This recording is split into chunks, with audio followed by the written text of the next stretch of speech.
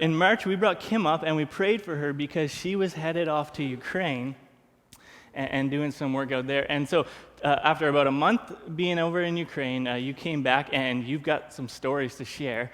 And maybe you could just start, Kim, by telling us, how did that trip come about for you?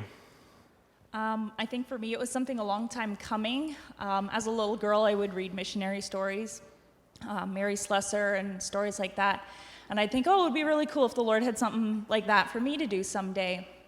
And when I became a nurse, I just kind of kept it in the back of my mind. And I heard about Samaritans Purse through a friend of mine who had deployed with them many times. And it just really appealed to me to be able to do something that combined nursing and my faith and missions and helping people.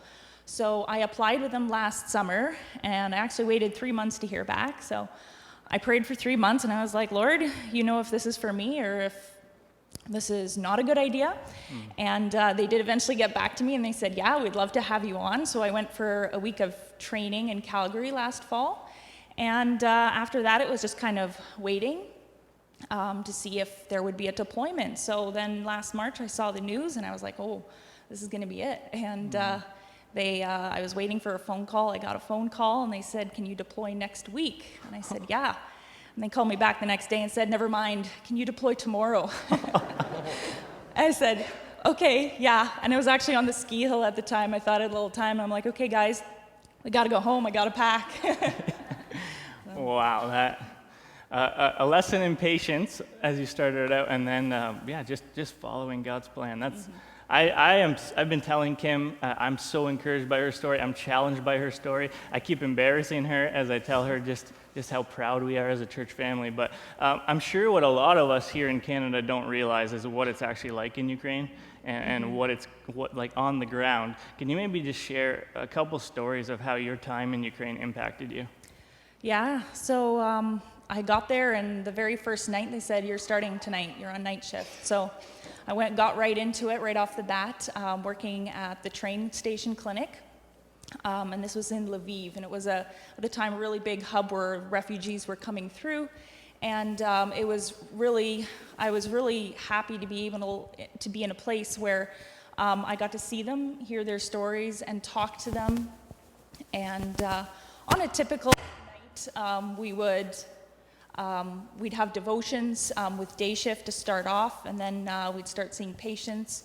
Our interpreters would do an intake form, the nurse would see them, the doctor would see them, and at the end of it, we would say, can we pray with you? And so many people were really happy and in tears that we would be willing to pray with them. And actually one night, we had gone for an air raid. We had to go take shelter outside of our tent. We had to go underneath the tunnel underneath the train tracks as the safest place. So there was one every night, and we came back from an air raid to our tent one night after it was over, and it was full of people. They'd mistaken it for a warming tent. So some of them needed medical care. We gave them that. We directed them onto tents that had actual cots and places to sleep. And one girl just kind of stayed sitting in the corner with her luggage around her trying to sleep. So I went over and talked to her. And she told me her story, and she had to leave her hometown because there was constant shelling there. But her family was still back there, and that was an area of concern for her. And she started to cry, and she said, you know, on the train we had to lay down because they were firing on the train of escaping refugees as they were leaving. And it was cold. They had to lay on the floor of the train the whole trip. And she said, you know, all through all of this, I haven't been able to cry. And now I'm crying, and I said, that's okay, that's normal. When you're in the moment, you don't have time for that. But when people come out of it and they finally get to a safe place, that's when they kind of break down. So I asked if I could pray with her.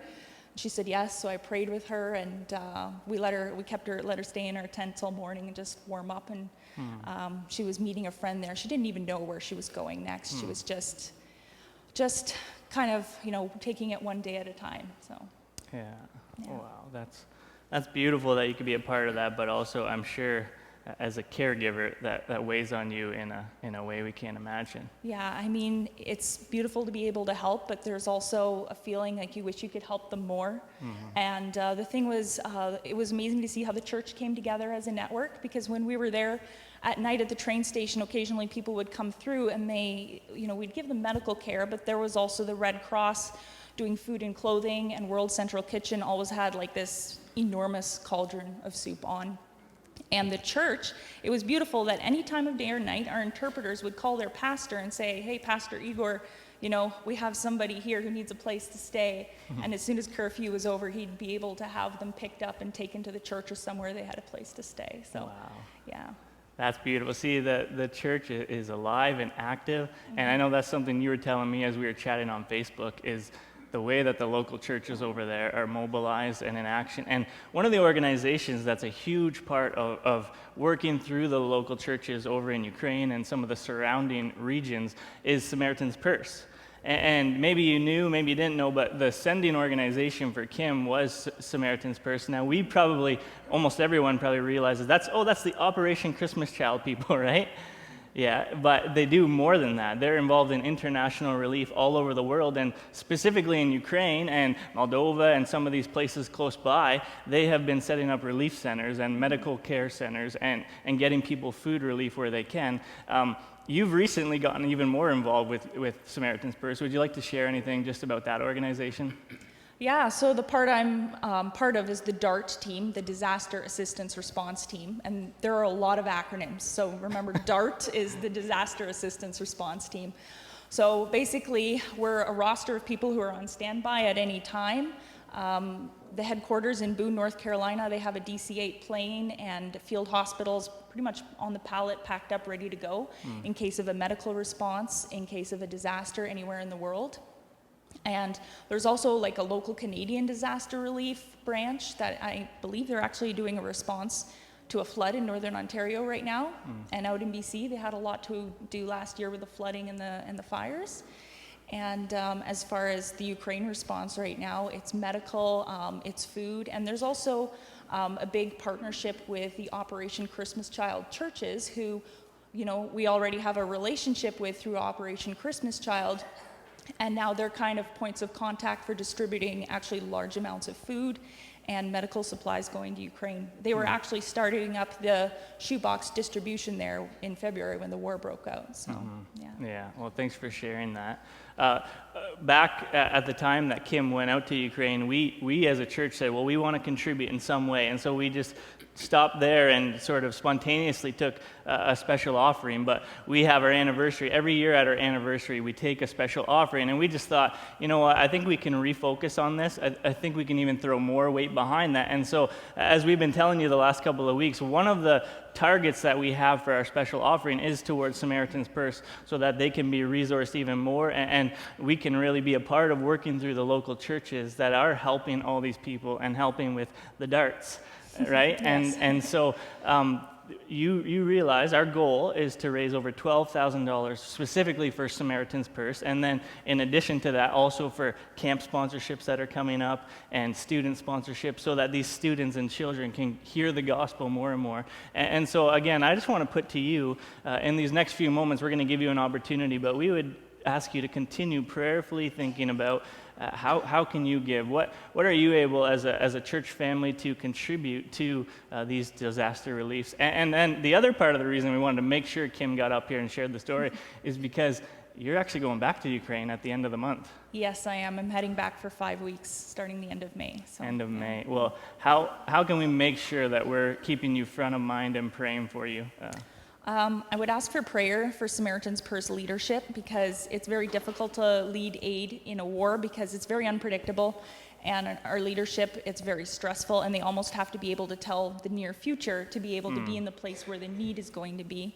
So prayer for wisdom and guidance for Samaritan's Purse leadership, for team unity.